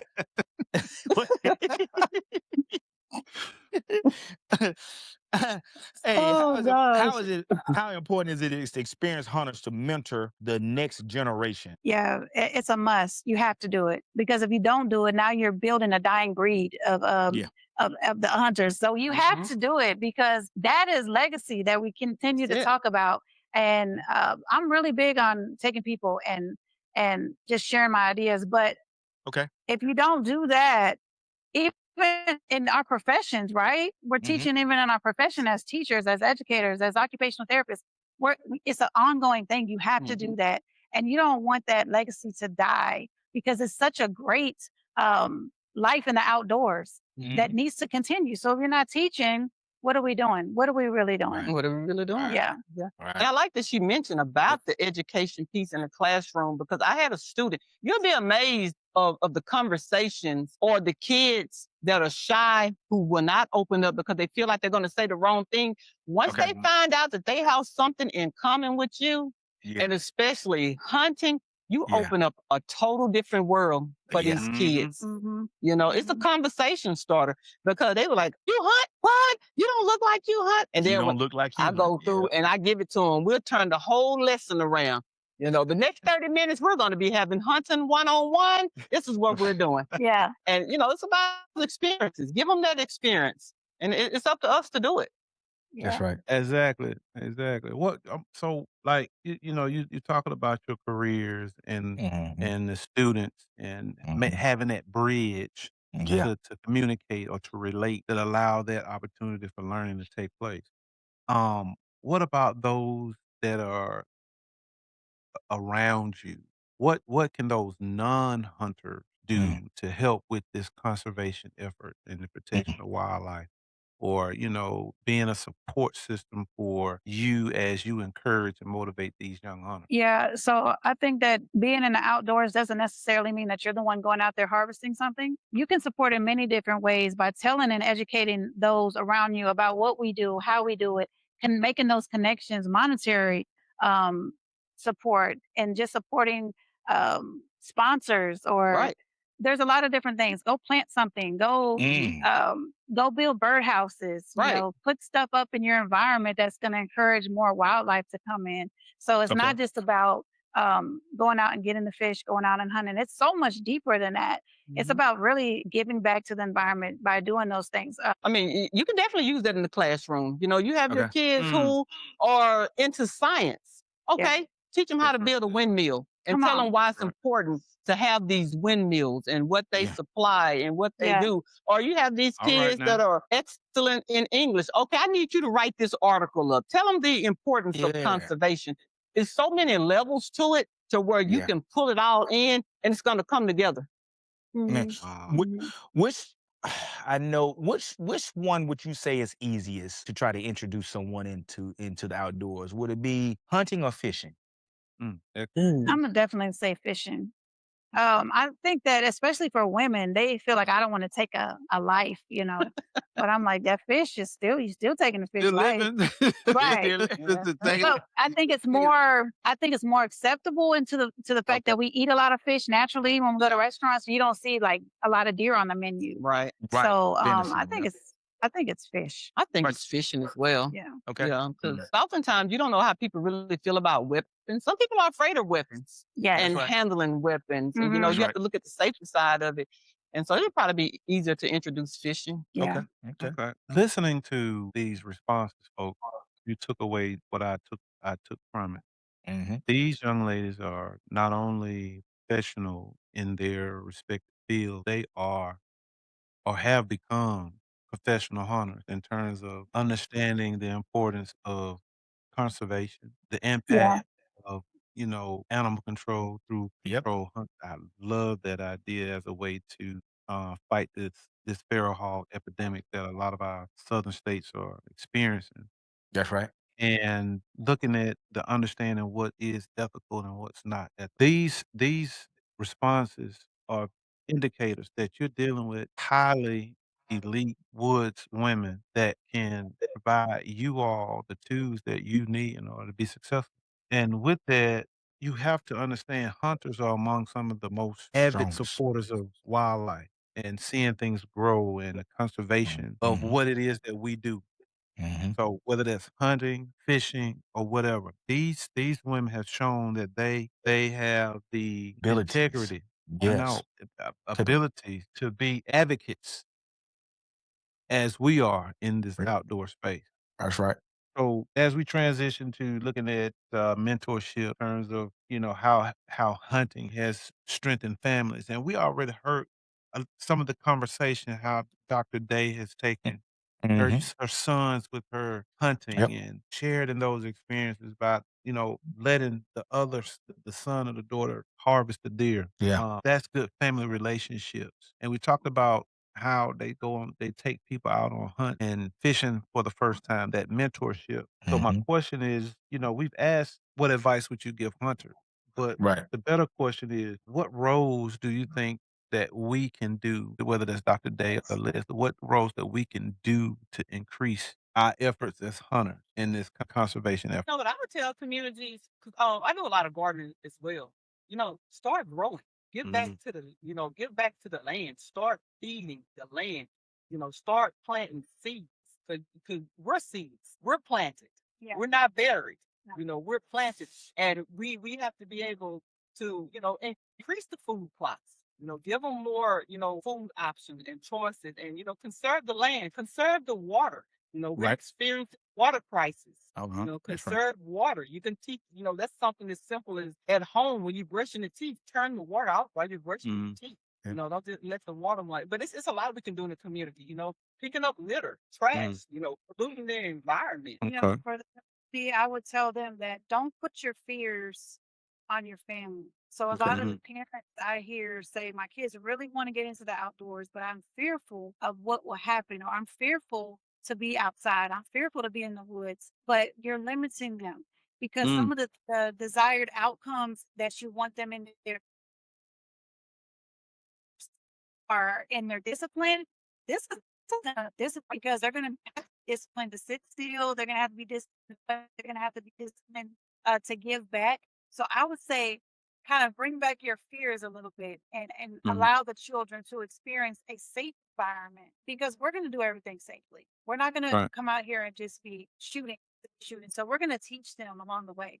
And just allow them to grow in who they are. It might not have been your cup of tea, but with them, they might want to experience hunting and fishing in the outdoors. Yeah. So just bring back your fears and encourage them to do what they want to do. Awesome. Yeah. Well, I know a lot of our listeners, they're really tuning in or tuned in to really want to hear, particularly, women in the outdoors. But when it comes to fishing, Yeah. and this what brings me to these questions. Have you noticed more women getting involved more in fishing over the years and say in the past 5 years? And if so, what do you think is responsible for that? Just educated. Like they see it more. We're more out here. We're more present, but before social media and having these different platforms, they didn't get to see it as much. But now it's out there. And so I'm happy to see the ladies on the water and fishing. They make it fun. They make it Yeah. like, man, I'm having fun. Yeah. They do. I'm doing this. Hey, y'all come catch this. I love seeing it, What do you think, Liz?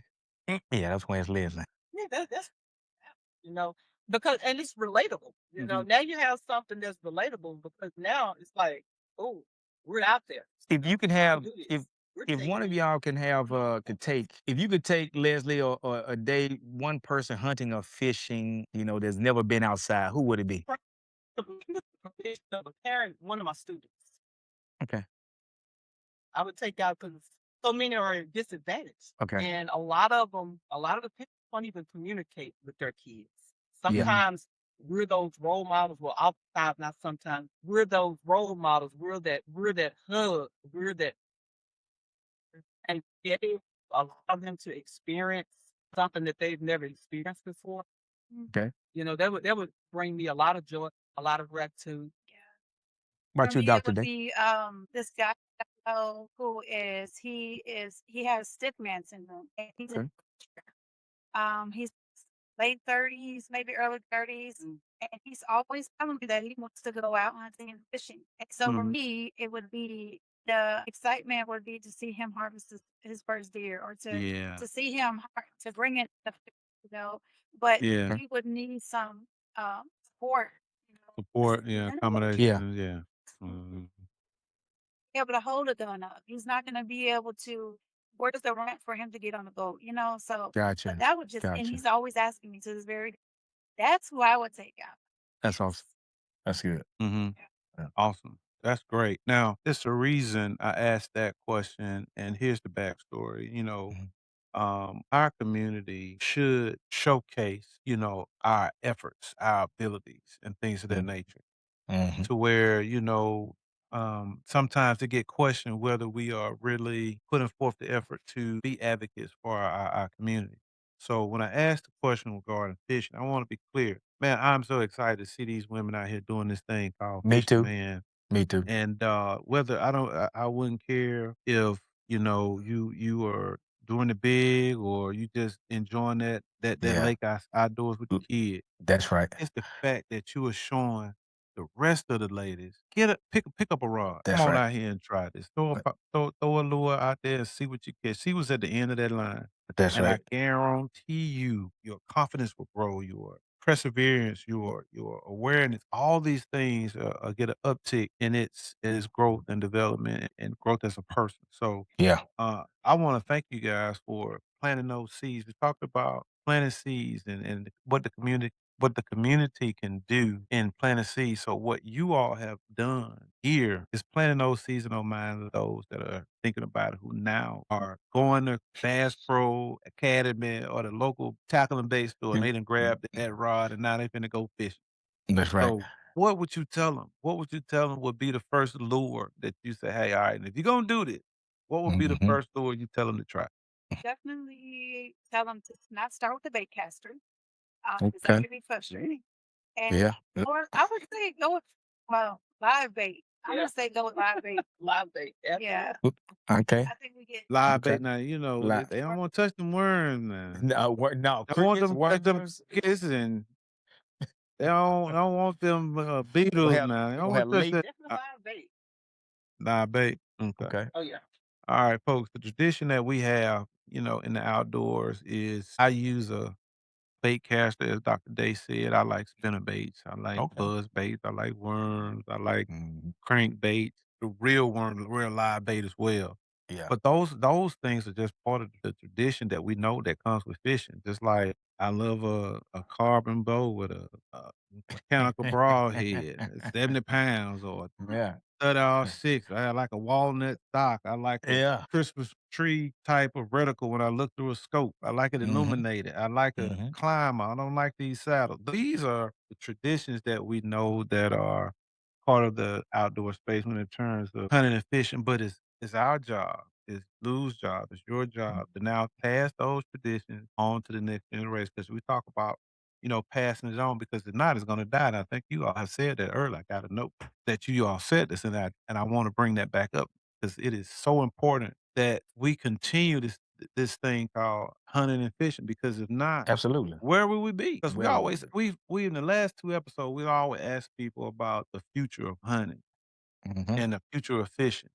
Mhm. Well, a lot of those answers can be answered with the conversation we had with you all today because you That's right. all was really giving us the blueprint. Yeah. And it was these women, Lou, is Mhm. giving us this blueprint. I hope they paying attention, man. They Yeah. better pay That's an eye attention. So, opener. what else can y'all add to that before we move into some topics that I think is really going to excite a lot of folks? And as we get ready to close out, y'all got any points about the future of hunting or fishing for particularly women and the next generation of outdoors people? yeah. Well, ladies, we are the future. The future is now. Okay. Not only are we preparing for the future, we are it right now, and we are helping to inspire y'all. So if you don't know where to start, y'all can reach out to us. We're very friendly. We're open. We're honest. We're gonna Mhm. we've been there and done that, and we're still doing That's it. right. So if you don't know where to start with us. That's right. That's what's up. Les? So we were talking about leaving the legacy that it has to, in order to leave it, it has to start somewhere. Mhm. And, it starts with us. We're able to inspire the younger generation to get out there, to have the conversations, to inspire the women to get out there, that it's not a predominantly male, sport, that we can get out there. Let's face these challenges. Let's get over these obstacles. Go for it. You have to Right. be your biggest supporter. Sometimes you don't have, you can't worry about somebody else patting you on the back. You got to learn how to That's right. clap for yourself and That's right. motivate yourself there. That's right. Any way that we can do that, any way that we can inspire and get them involved and engaged, hey, we're in. That's right. And I know we're about to close out, Doc, but I wanted to just ask this question because we're talking about that. But how has this hunting and fishing built your relationship with your family? Has it increased? Has it decreased? How's your relationship with your family by involving them in outdoors? It's definitely increased. Okay. Definitely. All my children hunt. My grandson comes with us. And so from the time we get up early in the morning, we're already preparing at night. So that's more time spent to get together.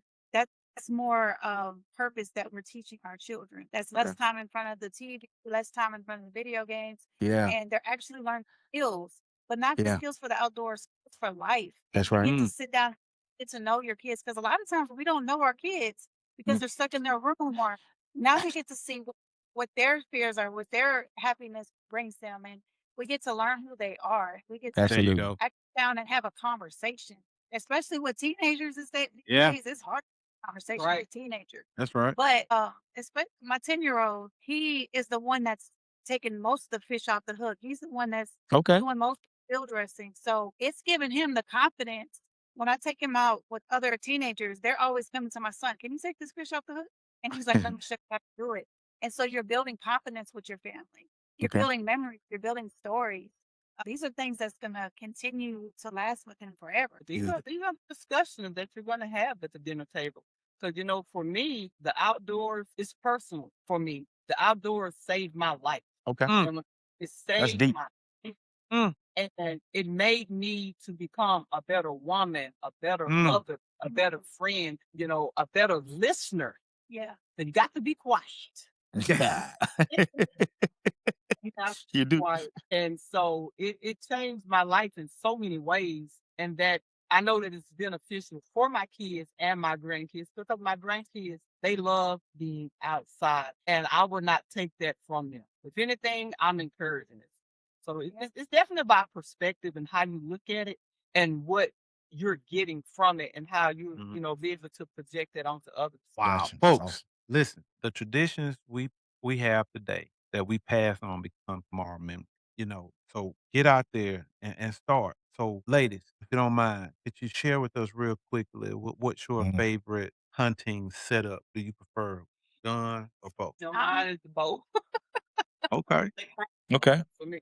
Okay. Crossbow. Okay. Okay. That is definitely rifle. Right. Okay. Yeah. Right. Leslie, what is your favorite caliber or bow configuration? I know you love, your crossbow, but do you shoot a gun? I do. I shoot a 308. Okay. I do. All right. What? You I do. study So, caliber. my go-to is gonna always be that crossbow. But Respect. that's Okay. something my right skills. So You do. Uh, crossbow killer. Crossbow killer. What about you? What about you, Dave? Always a 243, but I do shoot Mm. with a 6.5 Pierce. Mm. A little pop. Girl, the girl getting technical, boy. The girl getting technical, boy. Oh yeah. I like the people that I take out. It's less recoil. It's less scary for them. Okay. Uh-huh. It's better on our ears, even though we Oh yeah. fiction. But and it's better for the environment because you shoot one hog and they're not running away because of the sound. So you can harvest more game. So Okay. What a that what a 6.5. suppress. What a surprise. It could be What essential gear that you must take with you? You can't leave home without going into the woods. thermal sail. We're in She said Texas, thermosale. She and said thermosale. we have mosquitoes not the birds. So Y'all got them airplanes. The hovercrafts. say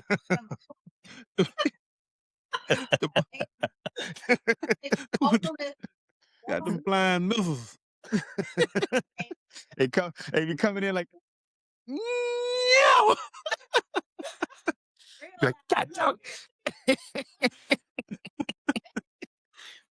You're slapping the mess out yourself. God dog. All right. Now we've come to the part of the show that we love Yes, to have. that's right. And I love it. Yep. Lou loves Yep. That's right. So it's called rapid fire. Get your mind right. Get your mind And right. you got to get your mind right. Rapid fire is designed for you to respond to a question Pew, pew, pew. or a statement That's right.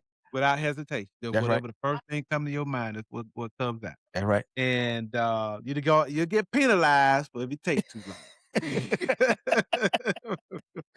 long. so Lou got the first set of questions. Uh-oh.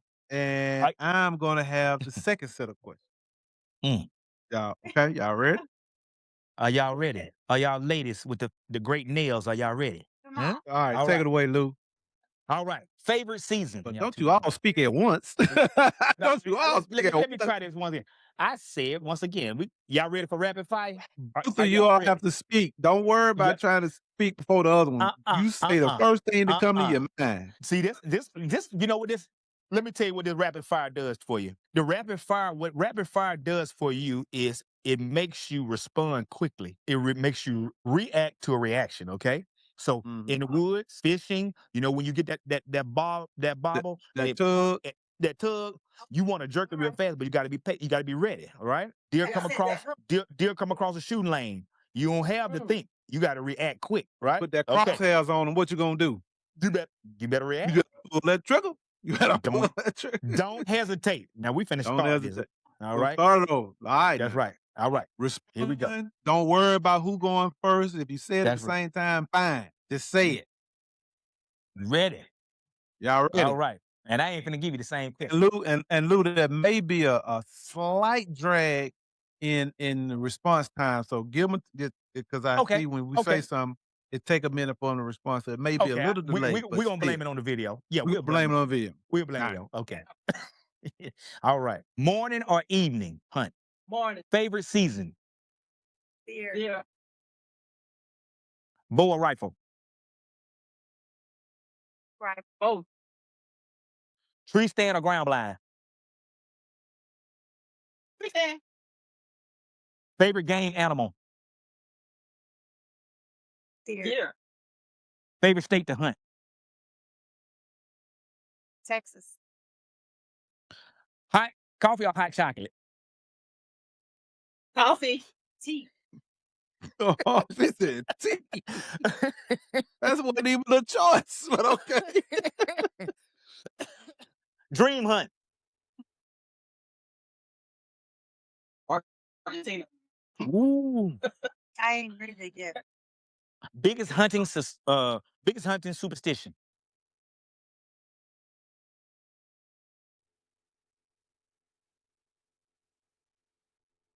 Tick tock, tick tock. Such a baby deer, mom won't accept it back.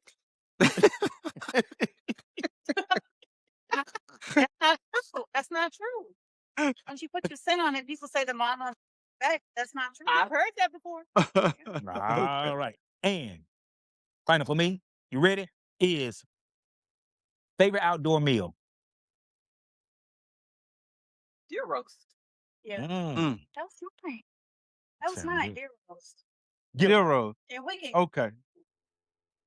All right. My turn. Y'all get y'all. My turn. Now I'm gonna give y'all how many was that? 1, 2, 3. They had too many seconds to think, Doc. They were thinking too about long. 8 out of 10. And listen, the video, that wasn't no I give video it 7 mess out up. of 10 on that one. Yeah, that wasn't no video 7 mess out up of right 10. there. 7 out of 10. Yeah, they hesitated too long on that. 70%. Yeah. Right. Y'all got less than 3 seconds to answer the question, as y'all know. Y'all got to answer these questions less than 3 seconds. Y'all got less than 3 seconds to answer each question. 1, 2, 3. Bam. All right, my turn. Guess right. Y'all ready? Get them. Red. Bass or crappie? Bass, Freshwater, saltwater?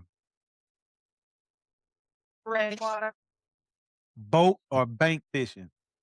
Mhm. bank, Live bait or artificial bait?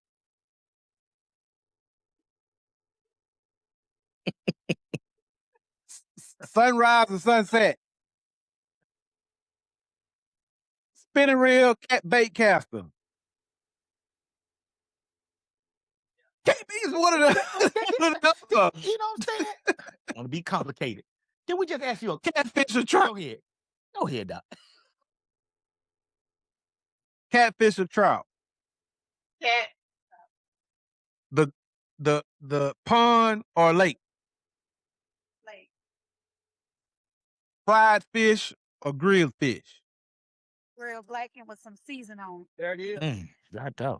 Okay. You could. Fishing alone or fishing with friends? Friends, we do both. Do both. Yeah. We do both. Okay. All right. Well, I tell you what. I think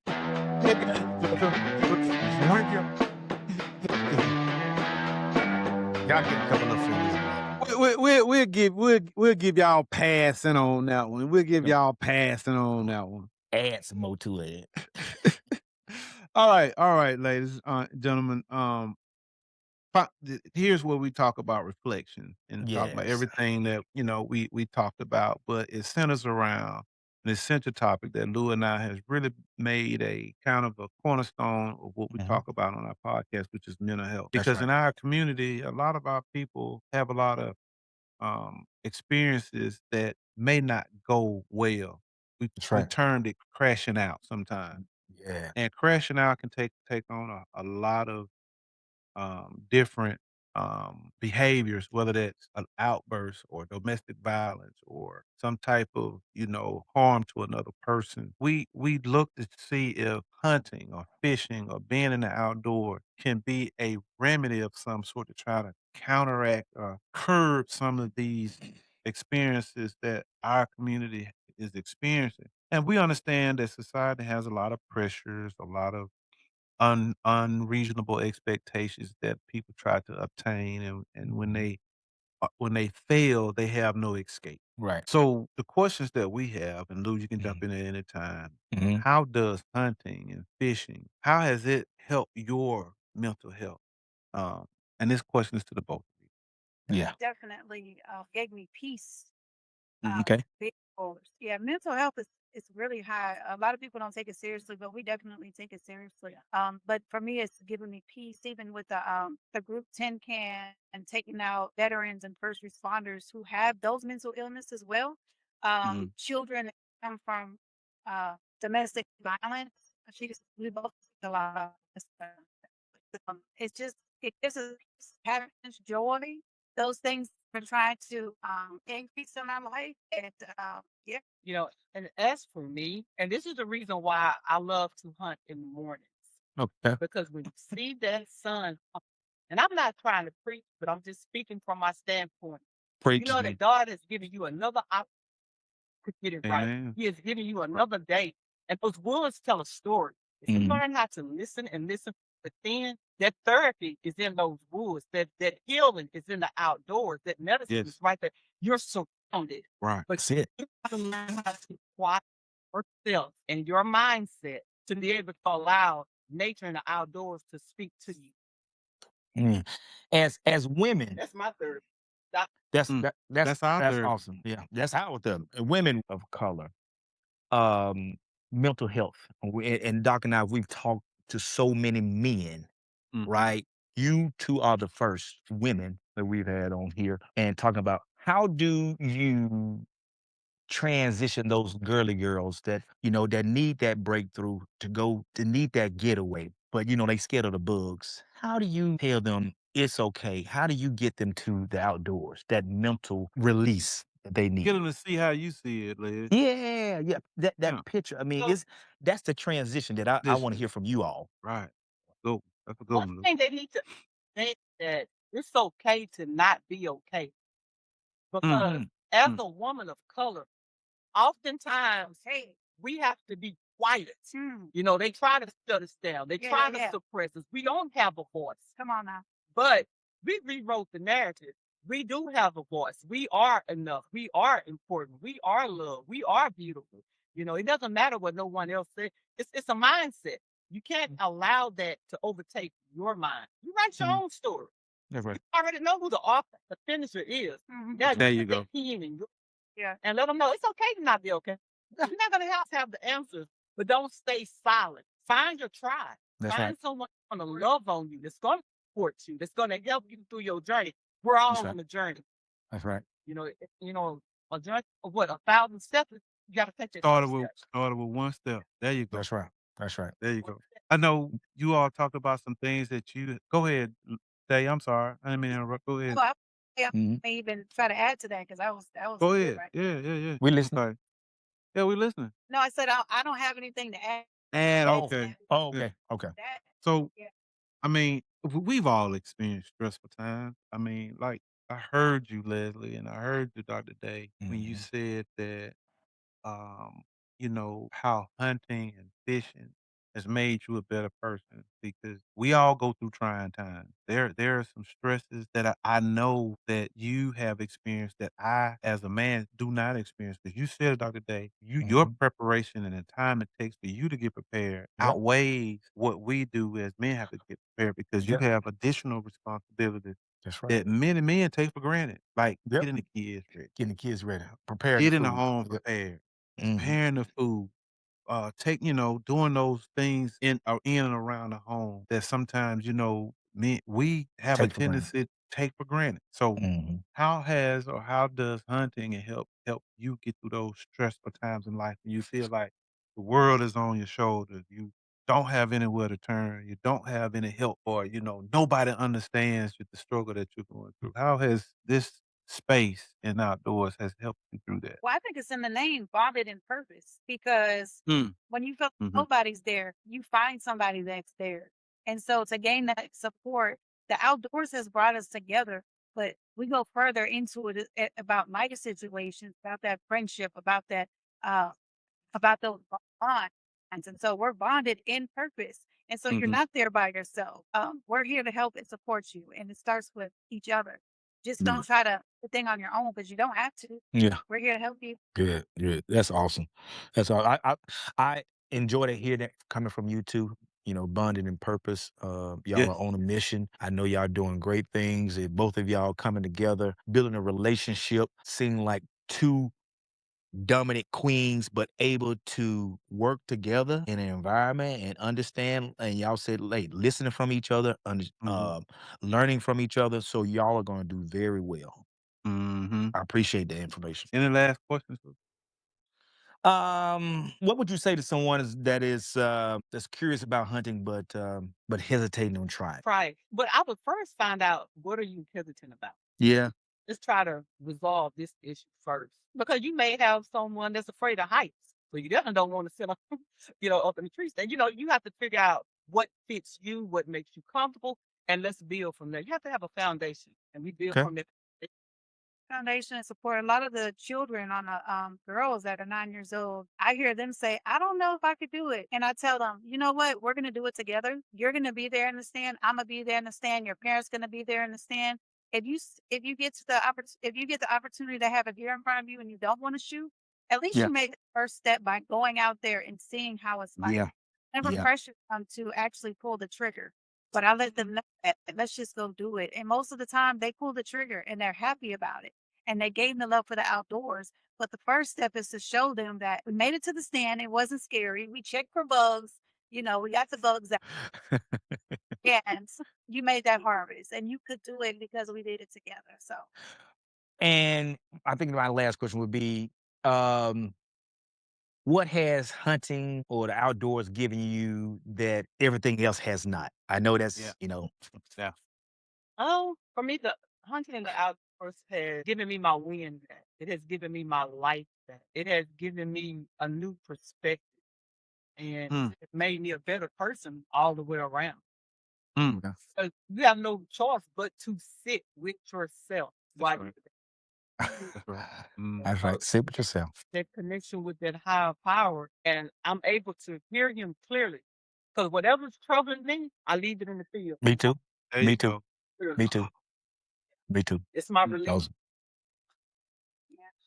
If you could leave our audience with one piece of advice about hunting and life, what would it be? Dr. Day, Hunting, that's for you. yeah, and life. Only what you do for Christ will last. Okay. So giving back, it's not about you. It's about what you can do for somebody else. It really is. Yeah. We got to take a step back and be able to love ourselves enough to love somebody else. And Yeah. so one thing about it is you have to love, period. Yeah. It's love. Mm-hmm. Well, thank you all, man. Daye, Leslie, thank you for sharing your stories, your experiences, and passion Absolutely. of the great outdoors. Absolutely. You don't know how much this means coming from two women that, seen on Facebook. I've seen what y'all been doing. And we were so excited to get y'all on here. And now just to have y'all and hear the passion and the love that you have for the outdoors and y'all transition from the amount of years that you've been hunting and fishing is great news. It's about the family, conservation, and friendship and carrying tradition forward. And that's what we need to do. How can we pass it along to people? Just don't keep it to ourselves. Pass it on to someone else. And so it can continue to grow. Being a steward of the land, not just about the harvest, it's about relationships, building relationships, passing it to people. Doc and I met in Bass Pro Shop. That's right. And didn't know Doc was a bow hunter, but we were standing at one location and a gentleman by the name of Craig introduced us. And it was a relationship that started off, changed numbers, went our separate ways. And it was like, boom, let's click. And now we've built a relationship about community, responding, having fun. And we're not trying to be bigger than each other. We're trying to help each other. Doc catch the biggest fish or kill the biggest deer. It's always competition. Yeah. But I'm glad that one of us are winning. Right? Winning. That's right. Yeah, Doc. Go ahead. We're not here to bring each other down. We're here to bring each other up.